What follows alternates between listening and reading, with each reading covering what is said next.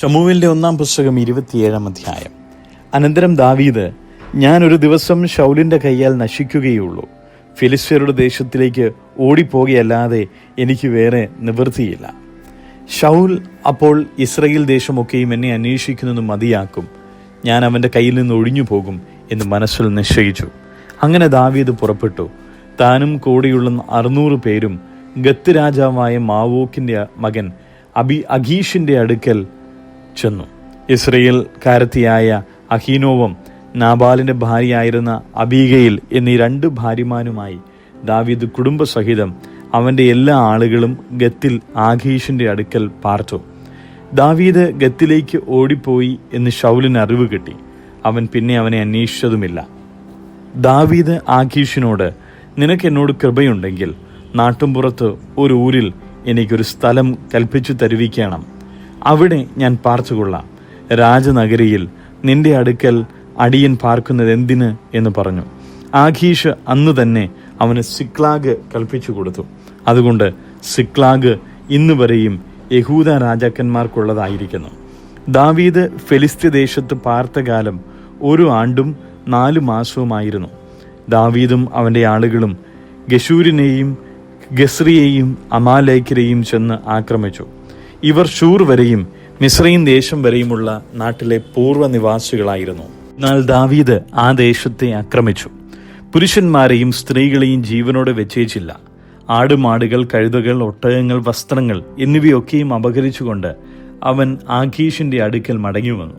നിങ്ങൾ ഇന്ന് എവിടെയായി പോയിരുന്നു ആക്രമിച്ചതെന്ന് ആഖീഷ് ചോദിച്ചതിന്, യഹൂദയ്ക്ക് തെക്കും യെരഹ്മേലിന് തെക്കും കേന്യർക്ക് തെക്കും എന്ന് ദാവീദ് പറഞ്ഞു.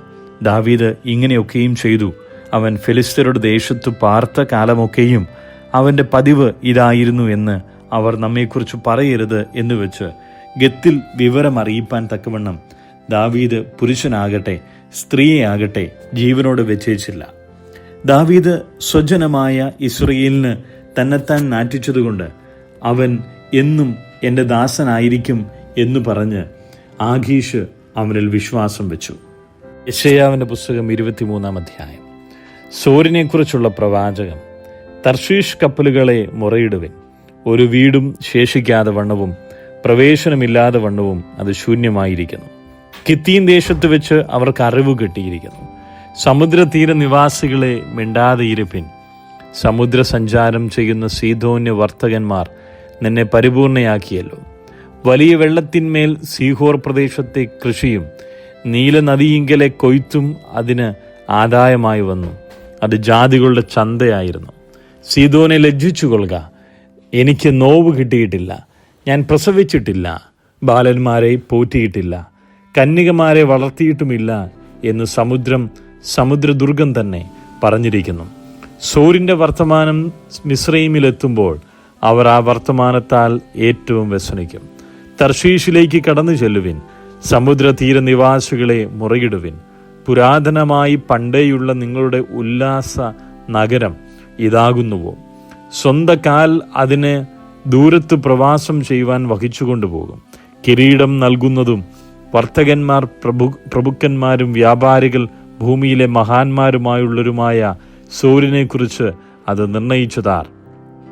സകല മഹത്വത്തിൻ്റെയും ഗർവത്തെ അശുദ്ധമാക്കേണ്ടതിനും ഭൂമിയിലെ സകല മഹാന്മാരെയും അപമാനിക്കേണ്ടതിനും സൈന്യങ്ങളുടെ യഹോവ അത് നിർണയിച്ചിരിക്കുന്നു.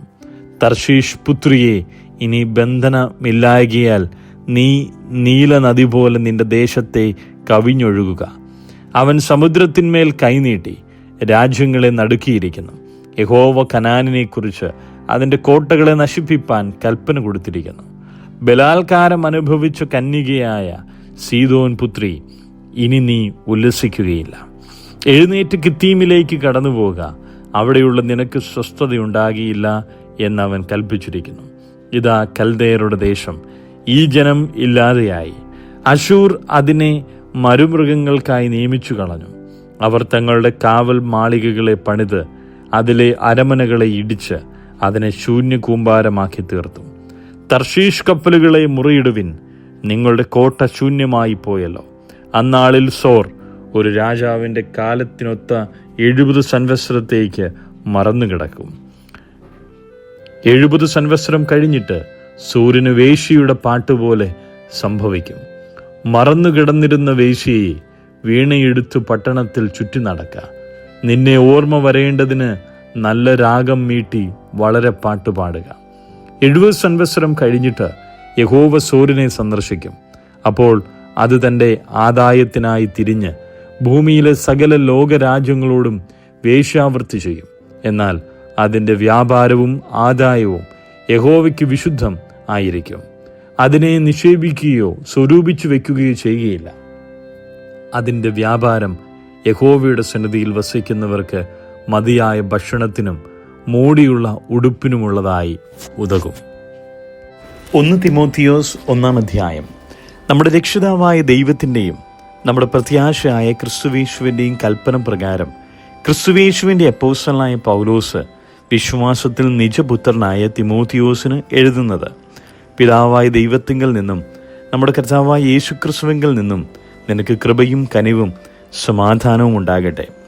അന്യത ഉപദേശിക്കരുതെന്നും വിശ്വാസം എന്ന ദൈവവ്യവസ്ഥയ്ക്കല്ല, തർക്കങ്ങൾക്ക് മാത്രം ഉതകുന്ന കെട്ടുകഥകൾക്കും അന്തമില്ലാത്ത വംശാവലികൾക്കും ശ്രദ്ധിക്കരുതെന്നും ചിലരോട് ആജ്ഞാപിക്കേണ്ടതിന് നീ എഫെസോസിൽ താമസിക്കണം എന്ന് ഞാൻ മക്കദോനിക്ക് പോകുമ്പോൾ അപേക്ഷിച്ചതുപോലെ ഇപ്പോഴും ചെയ്യുന്നു. ആജ്ഞയുടെ ഉദ്ദേശമോ ശുദ്ധഹൃദയം, നല്ല മനസ്സാക്ഷി, നിർവ്യാജ വിശ്വാസം എന്നിവയാൽ ഉളവാകുന്ന സ്നേഹം തന്നെ. ചിലർ ഇവ വിട്ടുമാറി വൃഥാവാദത്തിലേക്ക് തിരിഞ്ഞു ധർമ്മോപദേഷ്ടാക്കന്മാരായിരിക്കാൻ ഇച്ഛിക്കുന്നു.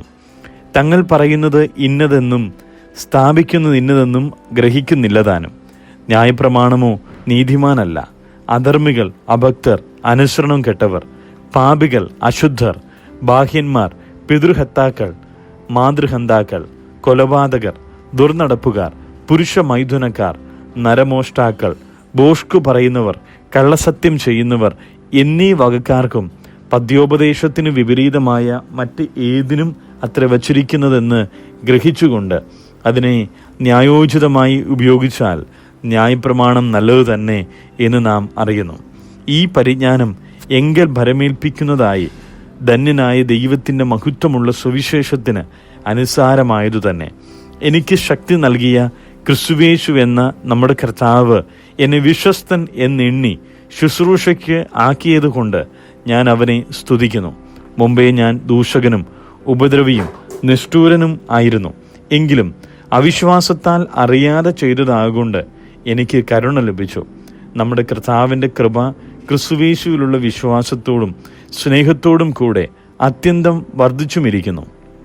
ക്രിസ്തുയേശു പാപികളെ രക്ഷിപ്പാൻ ലോകത്തിൽ വന്നു എന്നുള്ളത് വിശ്വാസ്യവും എല്ലാവരും അംഗീകരിപ്പാൻ യോഗ്യമായ വചനം തന്നെ. ആ പാപികളിൽ ഞാൻ ഒന്നാമൻ. എന്നിട്ടും യേശുക്രിസ്തു നിത്യജീവനായിക്കൊണ്ട് തന്നിൽ വിശ്വസിപ്പാനിരിക്കുന്നവർക്ക് ദൃഷ്ടാന്തത്തിനായി സകല ദീർഘക്ഷമയും ഒന്നാമനായ എന്നിൽ കാണിക്കേണ്ടതിന് എനിക്ക് കരുണ ലഭിച്ചു. നിത്യരാജാവായി അക്ഷയനും അദൃശ്യനുമായ ഏക ദൈവത്തിന് എന്നേക്കും ബഹുമാനവും മഹത്വവും. ആമേൻ. മകനെ തിമോത്തിയോസേ, നിന്നെക്കുറിച്ച് മുമ്പുണ്ടായ പ്രവചനങ്ങൾക്കൊത്തവണ്ണം ഞാൻ ഈ ആജ്ഞ നിനക്ക് ഏൽപ്പിക്കുന്നു.